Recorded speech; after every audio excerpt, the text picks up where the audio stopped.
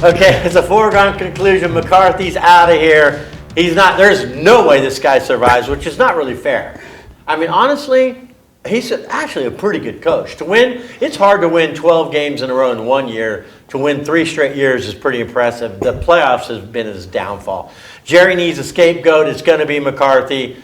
This is this week's topic in Say What. Say what? You know, that's above my pay grade about if Mike is coaching again next year. But, you know, all coaching aside, Mike can leave and go wherever he wants. But the guys I kind of feel bad for is guys like Zack Martin and guys who might be on their last year on their way out, because that's who I wanted to hold the trophy for. You want to win games and do great things with those type of legends who put in more time and work than Mike McCarthy ever did. So those are the kind of guys that I have so much sympathy and hurt for. Ooh. I've covered this team since 1990. I've never seen a player. I mean, he can say what he wants, and it was taken out of context, baloney. He called his coach out, and that's wrong. That is horrible. Thoughts? So what happens again when you're placed in a situation where the coach doesn't demand and command the respect from the roster, and he can't demand and command that respect from the roster because of what happens from above. Yeah. The owner doesn't respect the coach in that way. So again, being a player myself, also working in roster construction, what happens, the relationship. You say roster construction, Nike? No, I'm talking about when I worked in scouting for the Boston Red Sox and for the Phoenix Suns. Okay. If there is a disconnect between the ownership and the coaching staff, the amount of talent that you have to overcome that level of dysfunction is almost impossible to accumulate when you're in a salary cap league. Gotcha. Okay. Scooter, do you defend Parsons or not on this one?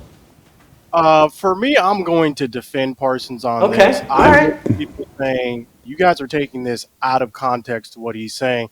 He's basically saying that I don't feel bad for Mike McCarthy because Mike McCarthy can go and get another job. I don't feel bad for that. I feel bad for my guys, for Zack Martin, who's been in here working year after year after year, putting his body on the line year after year, and he's not going to be able to get anything out of this. There's going to be no Super Bowl for Zack Martin, a Hall of Fame candidate, first round. Oh, for sure, no doubt. And he's not going to have anything to show for this career. And so I think that's really all Micah Parsons was saying. Not that, Mike McCarthy sucks or he's a bad guy. No, he's just saying Mike McCarthy's got more time to win more championships. Mike McCarthy's already won a Super Bowl. Zack Martin, that's who I feel bad for. And I think that's all he was trying to say. He might have just mixed up his words a little bit. He should have kept up the McCarthy and said what you said about the players. That. Yeah. He went and he clarified that later on Twitter. So. Okay. But he shouldn't have said we put in more hours than the coach. But I like your point about the players. He was defending the players. Just Jamie. physical hours. The physical. Yeah. I got you. Was in that regard. Gotcha. Jamie. Guys, are we seeing an emotional implosion of the Dallas Cowboys or what? From Dak saying we effing suck, getting caught on camera with that, to Diggs going after the media, now Parsons disrespecting McCarthy.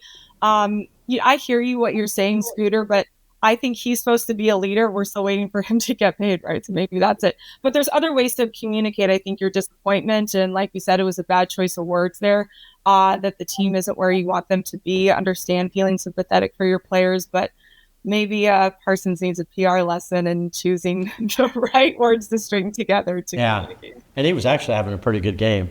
It's like, have y'all played sports before?